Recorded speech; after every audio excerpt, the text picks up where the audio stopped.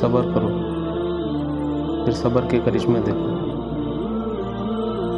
آسانیاں تقسیم نہ کی جائیں تو مشکلیں جمع ہو جاتی ہیں۔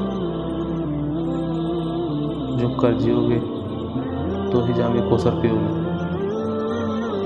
یاد رکھیں، مقدس اور پاک مقام میں داخل ہونے کا راستہ آپ کے اندر ہی ہے۔ نیک اعمال وہ ہے جس پر لوگوں سے تعریف کی امید نہ کی جائے۔ سب سے اچھی ہجرت گناہوں کو چھوڑ کر نیکیوں کی طرف آنا ہے۔ جب صبح اللہ پاک کے ذکر سے شروع ہونے لگے تو جان لو کہ دل کی دنیا بدل گئی ہے۔ انسان کے ہاتھ میں صرف کوشش لکھی ہے، کامیابی اللہ دیتا ہے۔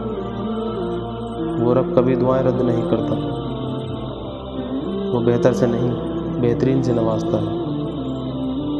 انسان کی سب سے بڑی خطا یہ ہے کہ وہ اللہ سے پہلے انسان کے سامنے رو دیتا ہے۔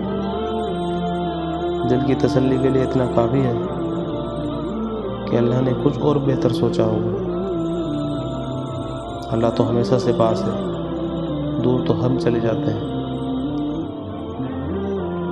اللہ نے ہمیں پیدا کیا ہے، وہ خالق ہے، ہم مخلوق ہیں۔